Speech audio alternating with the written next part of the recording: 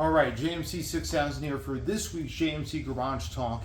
And in the garage, I have my Ford Maverick Hybrid. Now, this update, as you can tell, it's unfortunately going to be my last update at 90,000 miles for the Ford Maverick Hybrid.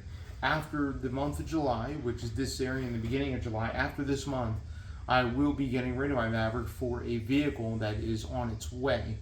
So I wanted to give my last update, my overall likes and dislikes, just approaching, again, just past 90,000 miles. In fact, it has 90,500 on it right now.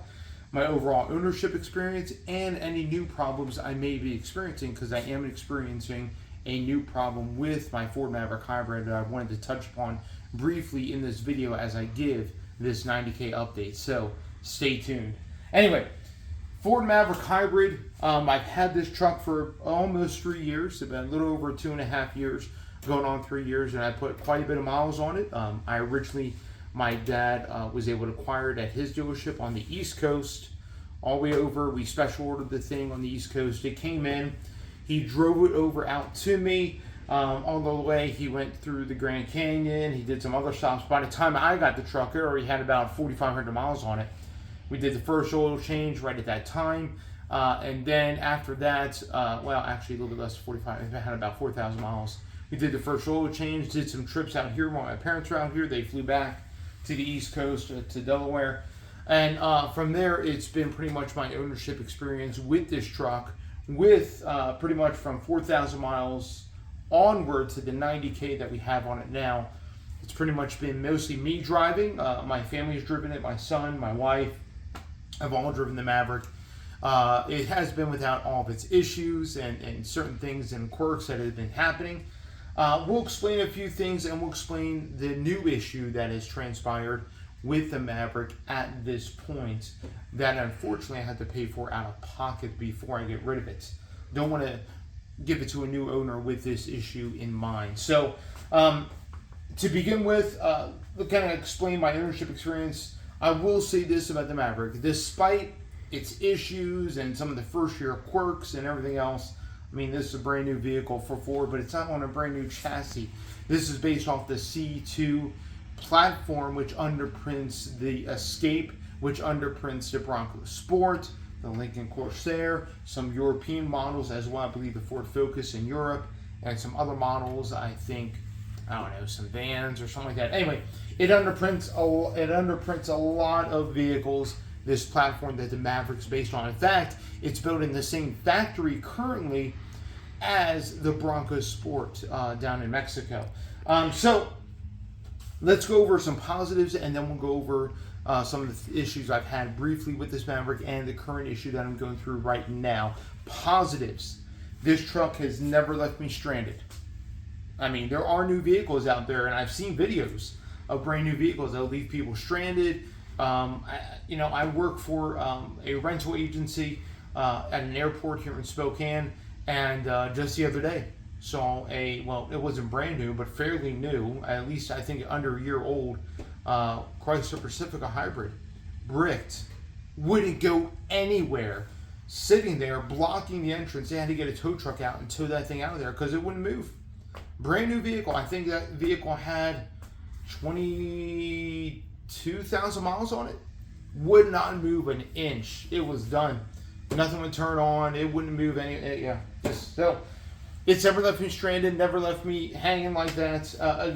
Maybe the Pacifica is not such a good example. We are talking about modern day Chrysler and Stellantis, but it's been reliable in that sense. Also, I've never had any battery issues. It's still running the factory original 12-volt battery. So battery issues, 12-volt wise, I'm not having any issues. I'm still running the factory battery 90,000 miles later, and some other things. Now, also the truck has held up well. Mechanically, I haven't really had any issues other than some things we're going to be talking about, some of the negatives, but mechanically and very much electronics wise, this truck has been very sound. Now, let's go over some of the things I've dealt with over the past 90,000 miles. A lot of it's been covered under warranty. First issue I dealt with was a family CV axle on the passenger side. That happened at around the 25,000 mile mark or a little bit earlier. I noticed grease was leaking out of the inner CV where the boot locks onto the shaft. Grease was oozing out of there. Later on after that, I would notice a vibration as I would accelerate. The whole front end would shimmy, and then as soon as you get off the pedal, it would pretty much smooth right out. Basically, it's a sign of an inner CV failing, and that's exactly what happened. The dealership, it was on back order. They finally got it coming. Around 28,000 miles, it was replaced, and life is good. And so we'll kind of circle back to that one. Also, a couple other things. This one, this Maverick also, the hybrids had a heat exchanger on the exhaust system. That heat exchanger failed. There's a valve inside there that actually diverts exhaust flow from going straight through to in through this heat exchanger, which heats up the coolant that goes to the battery in the winter, because you want to have a lithium-ion battery at the right temperature in the winter and the right temperature in the summer in order for it to work properly. So that valve inside the heat exchanger in the exhaust system failed. That had to be replaced, and unfortunately, when you replace that, you got to replace the whole exhaust system, from the first cat all the way back to the end. Has to be all replaced. So that happened, covered under warranty through a check engine light. Anyway, and then after that, I also had an issue with the high voltage battery. This was around the 50,000 mile mark. Came out of the gym one day with my wife. I went to the truck, hit the start button, because the Lariats have a start button versus a key.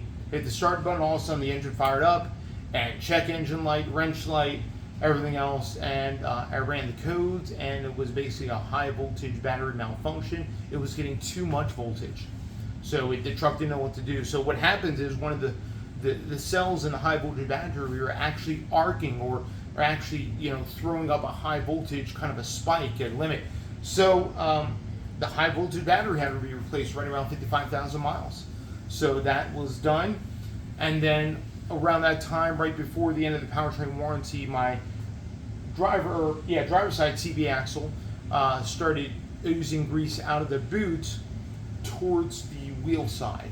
That boot started to fail, and the grease started coming out of that boot, actually the boot itself, and so that CV axle had to be replaced. From what I understand, Ford has been having issues with the CV axles in the Maverick. So those are some of the things. Now, from that point onward, I've been pretty much trouble-free with miles, trouble-free with issues. Haven't really had any kind of issues, anything really to speak of. This thing, every time I get in, it starts right up and everything else. So lately, unfortunately, and again, I got to get it fixed. I can't not get rid of it and not pass it on to somebody else. I'm not going to do that. The passenger side CV axle is starting to fail again. Yes, the one that was replaced at around 28,000 miles is now starting to fail a second time. I started noticing a slight vibration under acceleration like I did before. I went underneath, I investigated, I saw a little bit of grease coming out of, not as bad as it was before where it was still grease everywhere, but a little bit of grease coming out between where the axle actually clamps onto the shaft in the inner CV, and now I have the vibration when I go on hard or moderate acceleration, and as soon as I get off the pedal or I go easy on the throttle, the vibration is gone. So I know exactly what it is. It's that inner CV axle starting to fail, or inner CV starting to fail again on the passenger side. So I have it going into the shop here this coming week, and I'm going to be shelling out just a little over $600 in getting the CV axle repaired and replaced. Actually, not repaired, just replaced. There is no repairing it. There is no fixing it. Unfortunately, you have to get a whole new CV axle. If you run into this, I don't have the part number on me, but the CV axle itself is a little over $200, and Ford is the only one that makes it, or Ford's the only one that has it available for this thing. And once you get it from Ford, the book time on it from the shop I was quoted is about 2.2 hours. Depending on the shop time and rate, or not really shop time, but the shop rate, that's going to equate to a little over, $300 or so bucks in labor, and with taxes, labor, CV axle, I'm looking at a little over $600 just to get this other side replaced. So again, that's my update on the Ford Maverick Hybrid. Other than that, everything else has been working great. And I guess the question is, now this is going to be the last update, 90,000 miles with the Ford Maverick. And many people would ask, if I had to do it all over again, would I purchase this vehicle?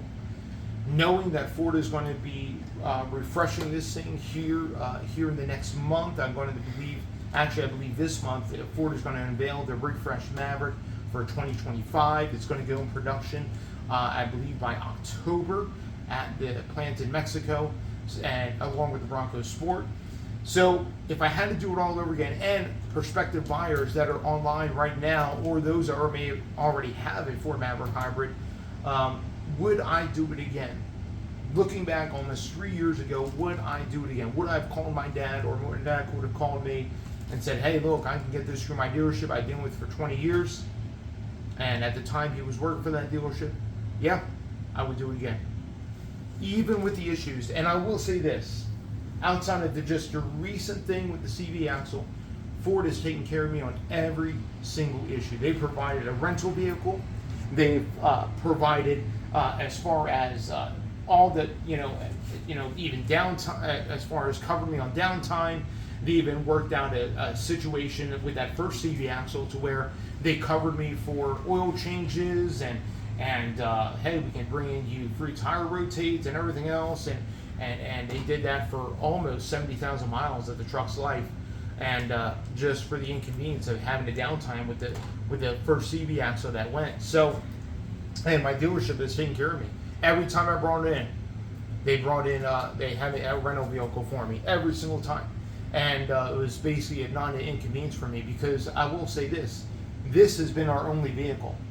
This has been our only vehicle. And looking back, and if I went in on all the issues, would I have done it again? I mean, yes, this vehicles make great content.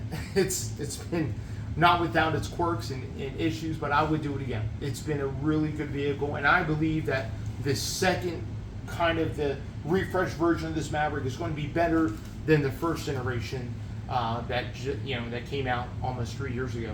So that's the way I look at it. That's my overall take. And some people may be like, wow, that's a lot of issues for that short amount of time. It has been, and I've had vehicles that have others before. But mechanically, outside of the CV axles, mechanically with the engine, even with all the issues supposedly around the 2.5 and everything else with the fire and all that, that has been absolutely rock solid. Transmission, I know it's only 2 electric motors and a planetary gear set, has been absolutely rock solid.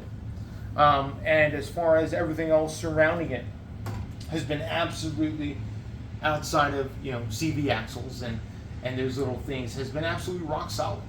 I mean, the truck itself, it has good bones and good mechanicals to it. It's just some of the things around it I think Ford could do better. I'm hoping Ford would do better. There are rumors for the 25 Maverick that will have an actual all-wheel drive hybrid, which will probably take care of the CV axle issue.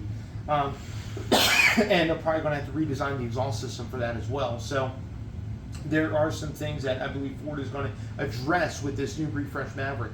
So I would say those that are looking to get a Maverick, or those that are in prospective buyers, especially the hybrid Maverick, wait until the 25 refresh. If you don't mind the way the 25 looks, some people are not big fans of the way the 25 looks, and you don't know how it's going to look like, go ahead and go on Ford Authority, or go ahead and go on the Maverick forums, and you can see what the new 2025 is going to look like. I myself am a big fan of this front end. It looks like a baby Ranger in a sense, which the Ranger looks like a smaller version of the F-150. But I'm not a big fan of the way the 25 looks. But if you can find one, if not, go ahead and wait till Ford releases that 2025 Maverick here this month, and then go in and put your order in, because I believe it's going to be an amazing pickup, especially for a lot of people. If you want to know, if you're interested, this truck is going to be on sale. If not, I'm going to trade it in either way. If you're interested in buying it, hit me up, PM me.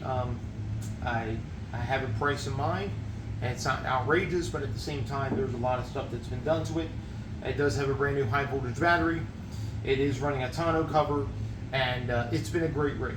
and it's going to make somebody very happy who wants to keep it for the long haul. So, and it's going to have a brand new updated CV axle. Anyway, if you have any questions, comments, like, subscribe, please hit the bell notification. I will be rocking a new vehicle probably by the end of this month here in July, and I'm looking forward to when that's coming in. So again, sorry to see this thing go, but my family has grown tremendously, and no longer can I fit my whole family in the Maverick any longer.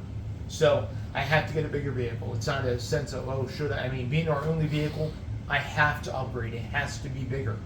So it's been a good break. Otherwise, if I didn't have to upgrade, I would keep it, especially since I'm throwing money at a CV axle at it. So you guys be blessed. Let me know if you have any questions, comments, like, subscribe, hit the bell notification. I upload every single Wednesday morning and every single Saturday afternoon, as you're seeing this right now, for the JMC Garage Talk channel. This is JMC 6000, and we'll catch you on the next one.